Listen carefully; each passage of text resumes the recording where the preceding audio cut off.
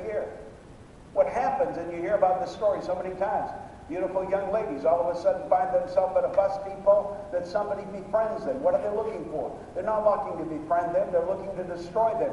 The devil is looking for an opportunity.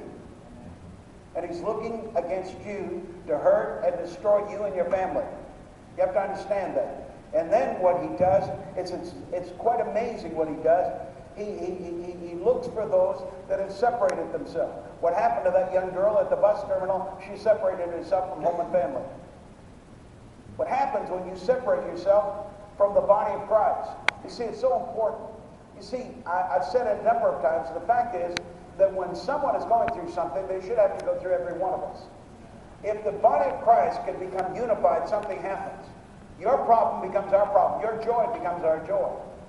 When you separate yourself, you simply find yourself all alone. I'm stranded out here. I'm like an island unto myself. And being that, what happens, the enemy is looking for that. He's looking for you to separate yourself from other people. And when you see that, lions are particularly keen to those that get separated from the herd. The different times that I've been in Africa, the different times I've gone on safari, the one thing that you will look at is when an animal, and if you watch any of these documentaries, you see that they're looking for young. They don't care if they're young. The devil doesn't care if you're brand new in the church. Doesn't care. And what happens, whether it's a wildebeest, or whether it's a cat, or whether it's a small animal that's separated itself from the herd, the lion will go after that one. Why? Because it's all by itself. I watched just recently, I love watching these shows about Africa and that. I watched when these lions, I heard of them, went after a great big wildebeest. Well, the other wildebeest, there was a number that started coming with their horns. Stopped them for a moment, but when the one grabbed the leg and brought it down, there was another one that lanced right onto its neck and was biting into here. Why? Because it wanted to kill it. And you could hear, literally, the moans out of that animal, bringing the attention of the other animals, and they ran over and started putting their heads down and go against it.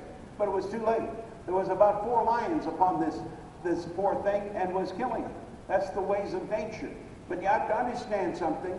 Everything that happens shows us a picture of what's going on also. What's happening in the natural realm is happening in the spiritual realm. And God refers to the enemy like a roaring lion. He's going about seeking whom he may devour. So what happens when people say, well, I'm an island unto myself? Listen, lions then are looking for somebody to separate themselves. Whatever is separated is usually attacked. It's amazing. And the more willing we are to begin to remove ourselves from the spiritual safety of a local church becomes a liability on our lives. These lions would attack the elder buffalo that were weary from the journey. And if you've ever saw the journey of the wildebeest and watched it, I remember when I got the DVD of it and watched them. They do this pilgrimage every year when they are out there, and many of them that are old, and they hit the waters. What happened? Crocodiles will come. They try and make their way through the waters, and these crocodiles will come and attack them. And you look at what goes on. But these lions will attack the elderly buffalo that are weary from the journey, and the more they lag from the herd, the more dangerous their position began. I've got a picture to show you in the next few minutes. You can see it.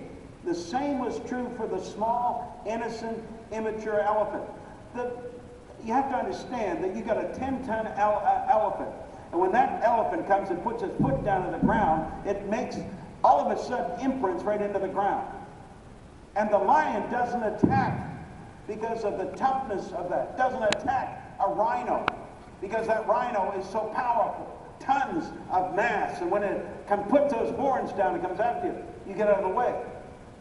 But when it sees a baby, when it sees the innocence of a small elephant that's been separated from the herd, it goes after it to destroy it. Do you know that the devil is out to destroy this generation? Do you know that no other generation has been faced and confront it with the things that this generation. You say, well, we need to do this.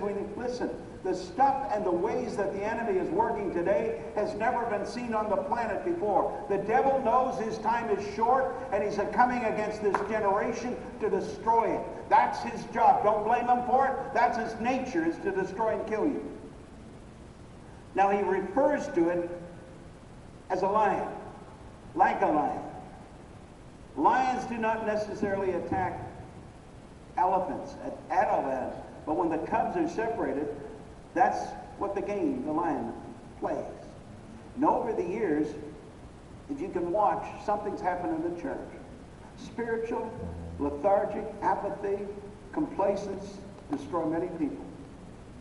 We've also observed spiritual immaturity. It slays too, because what happens, people act so immature. And what it does is it destroys them. We know that first of all, lions are opportunists. Second, lions hunt those that are separated. And thirdly, lions will hunt at night. They'll hunt at night. There are some parts of Africa that the daytime temperature is well over 100 degrees. And the only thing that the lion pride will do is seek for shade, for places. I noticed this gentleman that was doing this 7-day living in the desert was when he arrived with his balloon, he started cutting up the balloon, all the material. He took the basket and made it a bit of a shelter, and then he laid in the grass, and then he had the jets facing out, so if anything came, he could turn those on, and he practiced with it because he didn't know if it was a leopard out there or a lion or a cheetah or whatever, but he fires shot out, and he said they'll back off from this. But then what happened was he started to have to walk, and he took a piece of this. That was very ingenious what he did. He had ropes from the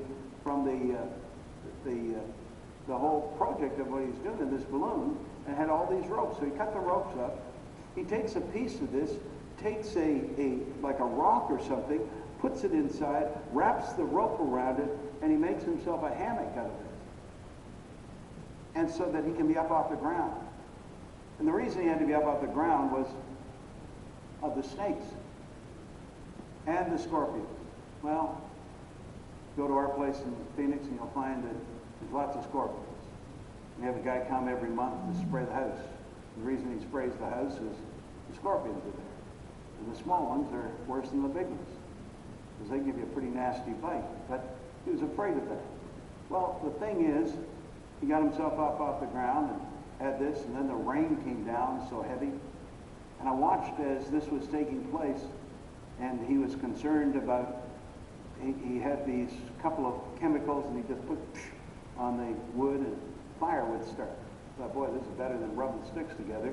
But he just did that, and it started a fire, and then he had this fire. But he said, to tell you the truth, the fire will not really stop a lion.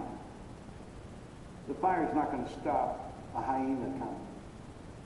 It might be a little bit of a deterrent. And then the last nights he had this thorn bush all around him. But he says, still not going to stop a lion.